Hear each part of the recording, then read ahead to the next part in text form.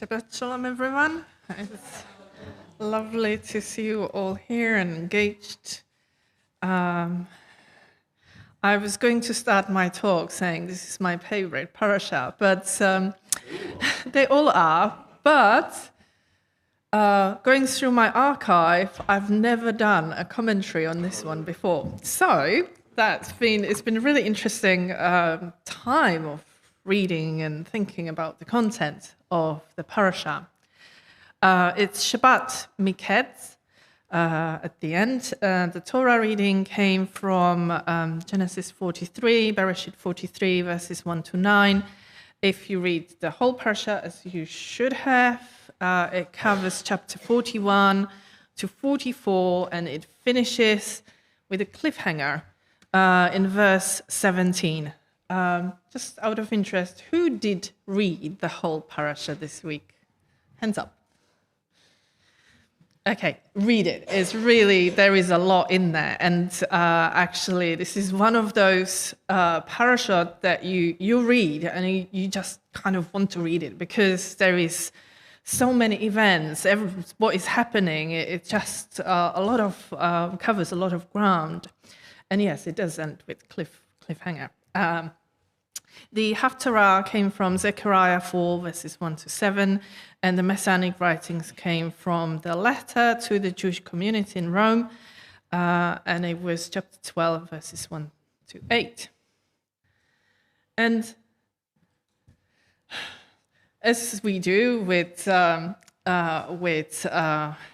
commentaries, I read the parasha and thought, where do I start with this one? Because there is so much happening. And sometimes I've been advised it's good to start with a title. Right.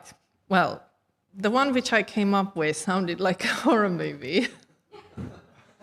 Probably not appropriate for this. And then the other one, which kind of came to me at the end as I was writing this, sounds like mathematical conundrum or unpublished case of a famous English detective. So it's not going to be called The Reckoning or The Power of Two. It's just Shabbat Miketz, okay?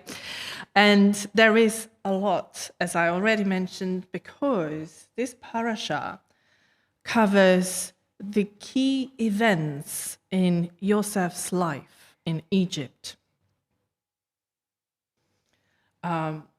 In many ways, as we read this parasha, and it will become clear as we unpack it a little bit, when we look at the story and what it tells us, we have to also keep in mind the events of the previous parasha, because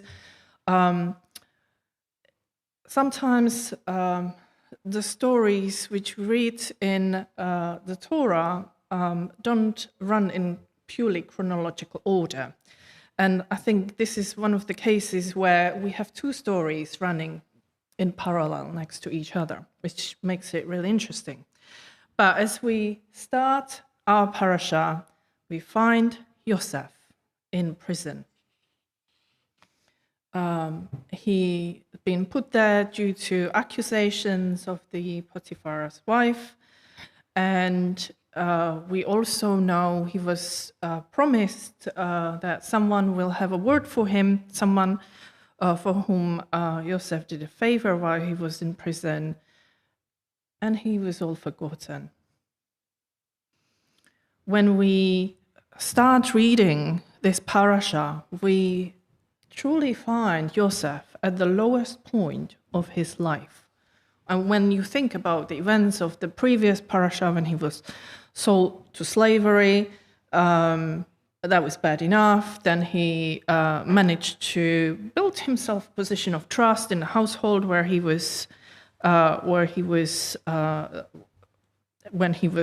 serving the master, and then it got worse, got in prison. This is the low point. He's in prison and forgotten by everyone.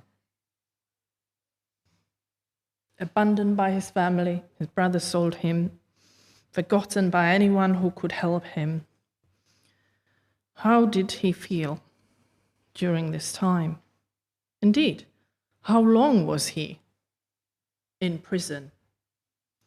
And the reality is that we don't know. We don't have an exact record on how long he was imprisoned, but there is some indication on how long this period was, because Joseph was 17 when he was sold into slavery. He was a young lad.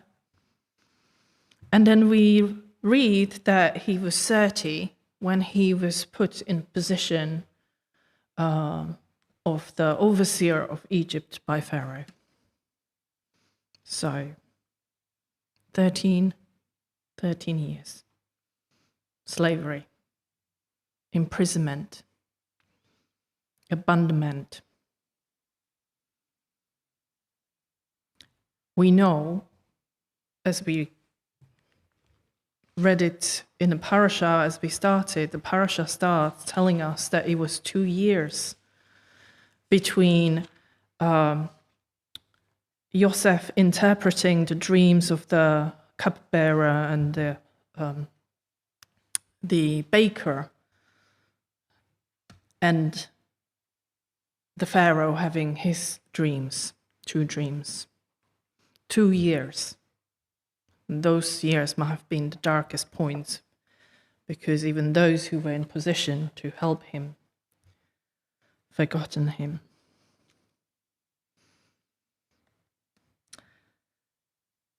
And yet, this parasha is like a roller coaster, because when the moment comes for Yosef to be remembered, we see one of the most astonishing turns in life, changes in life that we have a record of.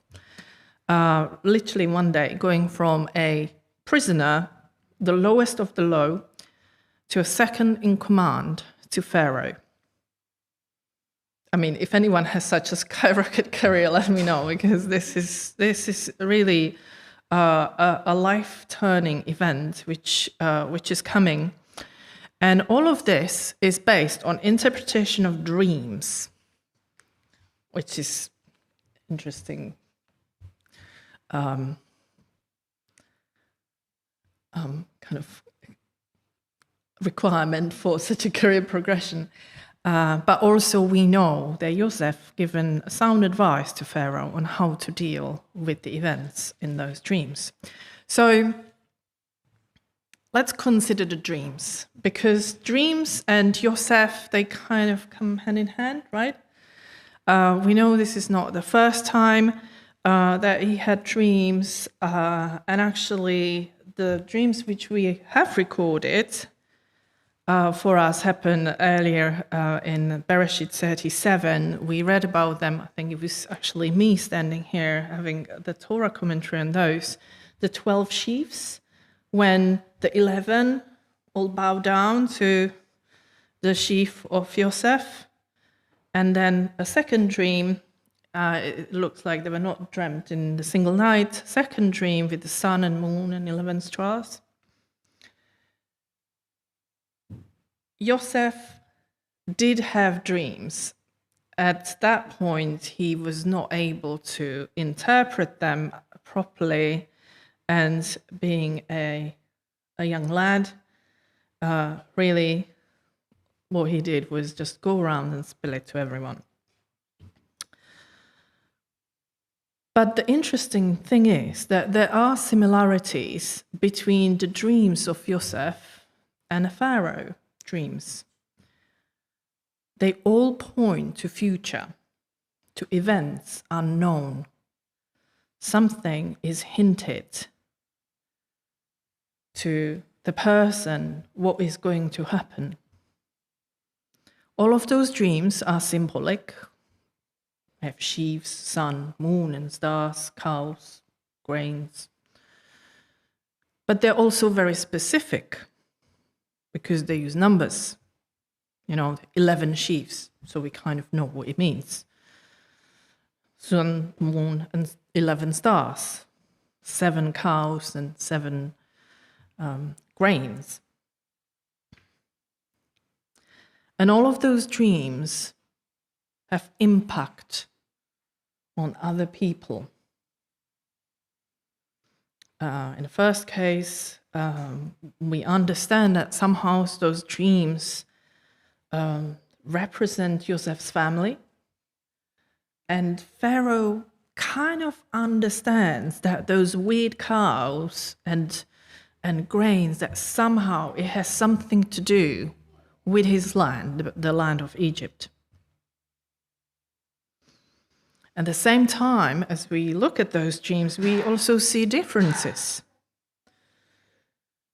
Joseph's dreams are pretty self-centered. Joseph will be great, okay? So I think he kind of understood the interpretation of those dreams himself. How he dealt with those dreams is not entirely wise, but I guess being 17 or younger probably is a little bit of an excuse of being not prudent in how he shared those dreams. And this is compared to Pharaoh's dreams because he was dreaming about his country. They were not dreams about himself. And what we also see is how those two men dealt with those dreams. A teenage Joseph blubs around about his future power to his brothers, and what it creates is division, which really ultimately leads to his enslavement and a heartbreak in a family. They were not dreams which brought consolation or wisdom.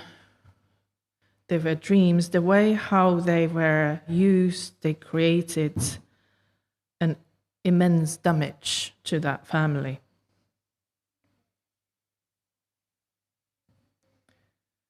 And I think we can also say that Joseph could see that the first dream which he shared with his brothers was not received very kindly, right? And yet he can't help himself to boast about his second dream and say, look at, I had this other dream. And actually, only then he's reprimanded by his father, put in his place. And what we see is at this moment, Yaakov's actions in that immaturity and a really striking difference to the actions of the Pharaoh. And you see, Pharaoh doesn't have, the title Pharaoh doesn't have very good sound to it when it comes to what we read in the Torah. But in this case, the Pharaoh's actions seem to be very sensible. He's really disturbed by his dreams, as you would do, because there are somewhat bizarre dreams. You have 7 fat cows and 7 really ugly-looking cows which somehow devour the fat cows, right? It's just like, what kind of mushrooms have you been eating for dinner? I have dreams, but not like this. But he is disturbed by those dreams. He was so upset that he summoned all his wise men, it says, talking all the magicians of Egypt, and he wanted to know what those dreams mean. He could remember them. He told them what the dreams were. And no one could interpret those dreams for him. And reading through the parasha, I tell you, there's so many questions here. Can go on and on and on. Why is it that all these wise men and all these magicians, so-called, and none of them is able to give him the correct interpretation? And the interesting side of it is the Pharaoh understood that the answers he's offered are not right. He didn't know what it is, but he did know what it isn't. It makes you wonder if all of those men surrounding the Pharaoh, just wanted to, just kind of curry favor, just give a good word so I will be remembered and rewarded. Did they tell him what they thought he wants to hear? As it sometimes happens to people in position of power, and they surround themselves with those who modulate the message to them. Now this Pharaoh is interesting because he doesn't take flattery as an explanation of those dreams. He truly wants to understand, and he knows that he's not being told the correct answer. He wants to know because he's concerned about the implications of those dreams and about his land. And here we are, where that moment, the spark of memory comes in, when the cupbearer is like, oh, hang on, I remembered 2 years ago, I made a promise, and I'm at fault. I forgot about the promise. This is what happened. Remember, Pharaoh, when you sent me to prison? Well, there was this young man serving the captain of the guard, and he told me I had a dream. It all comes back, and Joseph is called to speak to the Pharaoh.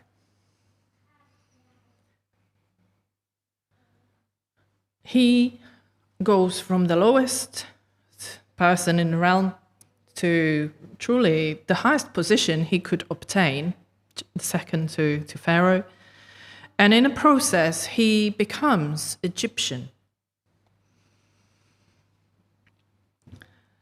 In the same way as he was hidden when he was in a prison and he was nobody, he's hidden again because he becomes like one of the high officials in a court. He shaves himself, gets a new name, which actually is more common than you think. There is a tradition of kings, people in high positions, to adopt a new name when they come into their role of succession for kings, which kind of gives you a hint how high actually Joseph's role was. And of course, he gets an Egyptian wife.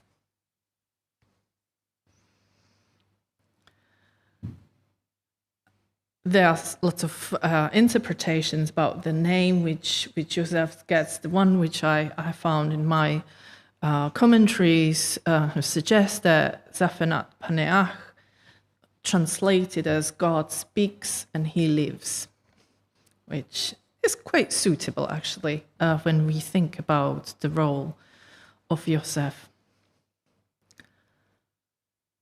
And it makes us wonder about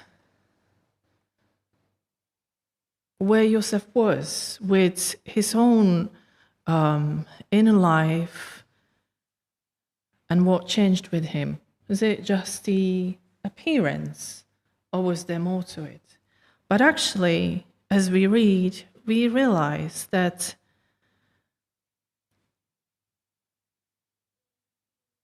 Joseph understood that he was not abandoned by God when he was in prison. And actually, that it was God who was with him during those dark times and moments of despair. And how do we know that? We read in chapter 41 just a throwaway comment saying he got married to this woman, and she had 2 children.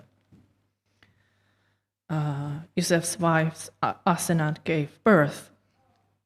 And here, I want you to pay attention, because here we realize it wasn't one child, there were 2 children which were born.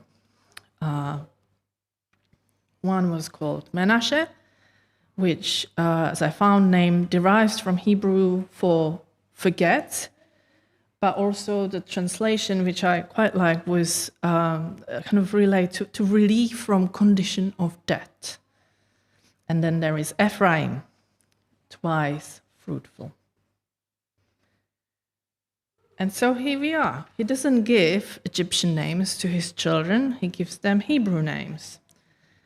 And the names describe the way how he viewed himself and his understanding of God and what God did for him in his times of darkness, despair. And we learn that Joseph remained faithful to God at dark times, but he also remained faithful to him in the good times when he became just like one of them, one of the Egyptians, but he remained truthful to God of Israel.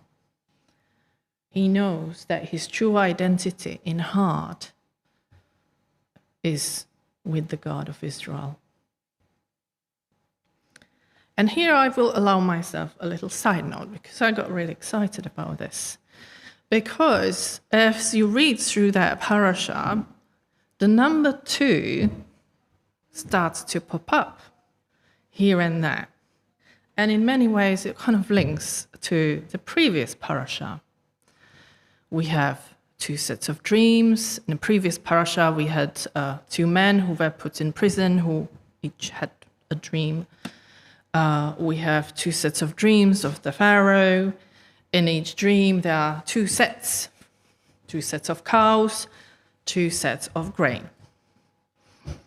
We also have 2 babies.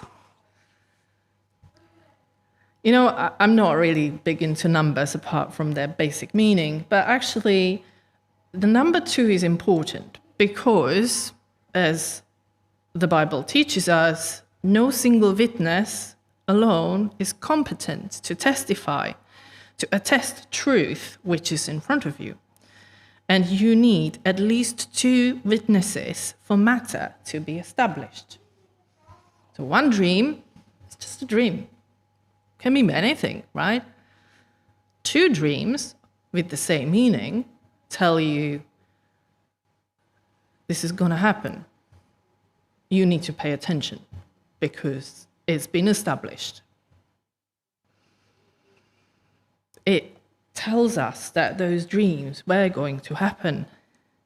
But also, when it comes to the babies, 2 sons were a witness of God's favor. Not just forgetting the hardship, but also fruitfulness, double blessing. And here I will speculate a little bit, okay? Because actually, it's not written anywhere. But the way how the 2 verses which tell us about Manasseh and Ephraim, because there's this delicious question hanging over them. Is it possible that Manasseh and Ephraim were twins? It doesn't say they were, but it doesn't say they were not. And this is where, again, the number of 2 came to my mind. You know, what we see in the last few chapters, parashot, is those themes of 2 sons, with the younger serving the older, right? We have Esau and Jacob. In last parasha, we had set of twins. You might not remember them because it's a side note in history, but Zerah and Perez were 2 babies born to Tamar of Yehuda. And it's the younger who comes down in the line of Messiah, Perez. And so it made me wonder if Manasseh and Ephraim, the 2 sons of Joseph, who in himself found himself to be in a position of great importance in Egypt, if they are twins.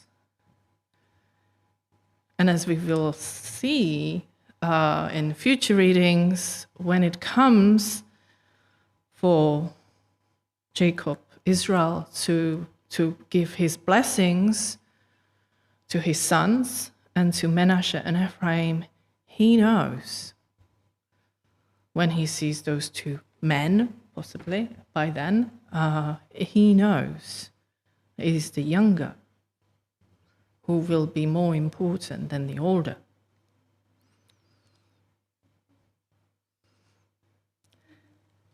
We don't know. The verses themselves don't specify, but there has been a debate on this theme of twins. I did have a look if I can find any debate among the rabbis, and there has been acknowledgement that those themes are in there, and it's quite possible that they were twins.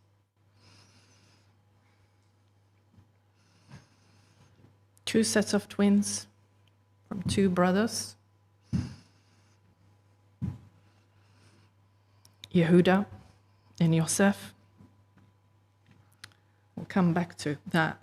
But talking about Yosef, there are also things which he doesn't do. When he's in Egypt, he's in position of power, he's a good public servant, he does exactly what is expected of him, and he gathers all the grain as he advised to Pharaoh. The one thing which he doesn't do is to contact his father and let him know, I'm still alive, I'm in a good place, right? It's an odd one. He's the second most powerful man in the most powerful country of that time in the region. And yet, there is zero effort trying to locate his father and his beloved younger brother.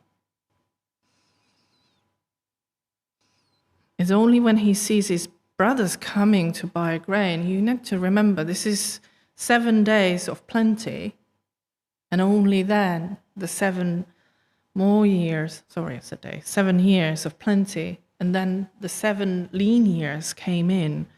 So you are looking, probably 8 years until the grain starts to run out, and the brothers need to come and buy the grain. In between, we don't know what he was thinking. We know he was working for the Pharaoh really hard and very successfully. It's only when his brothers come to buy this grain, it's only then when he remembers those dreams he had as a youngster. And it tells us a little bit about the character of Yosef. He's very self-restrained in the way how he deals with his brothers, but equally he does take a little revenge on them. Because when they turn up, he says, oh, you're just spies. Sends them to prison for 3 days. All of them. I suspect that he must have felt some satisfaction out of that. Right? And yet what we see is the Torah shows us those emotions and what is happening in him, what he's churning all that pain which he has hidden successfully away and working really hard and creating a good life for himself. There is pain in this man. He sits there in a position of authority, and those men stand in front of him just out of prison and spend 3 days. They are petrified. And he's telling them, you must leave one man behind. And you must bring the other brother with you next time. And the brothers talk to each other, like, oh, look, we are punished because of our brother, you know? We saw him distressed, and this is what we've done, and now it's coming back to us after 20 years. Actually, at least 27 years of regrets, which those brothers are carrying with them. 27 years, unspoken guilt, the pain they have caused. For Yosef, his unspoken pain, because he turns away and he cries. When he hears them talking, he understands. And it's Simon, the one chosen by Yosef to stay behind. And again, questions, so many questions. Why Shimon? What did he do? Well,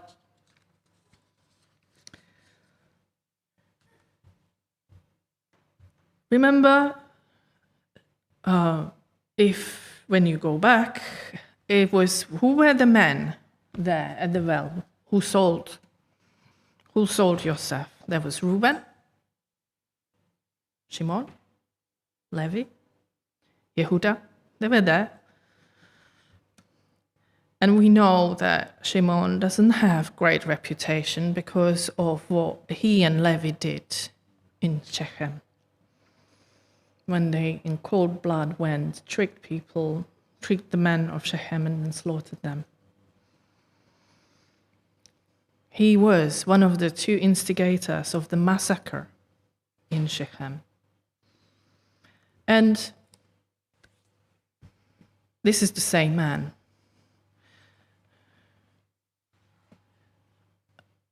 There probably wasn't a massive time lag between the selling of Yosef and the Shechem incident. I think it's not a stretch of imagination to think that he was one of those who wanted to kill him, as in who wanted to kill Yosef, because that was the initial discussion those brothers had at that time.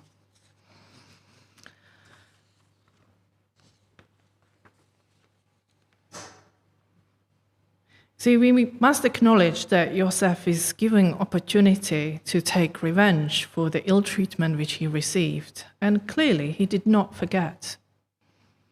He still remembered who were the people having those discussions. And yet, as he was man in position of power, he has restrained himself. But he has orchestrated events to teach his brothers lessons which he himself had to learn during his own time of hardship.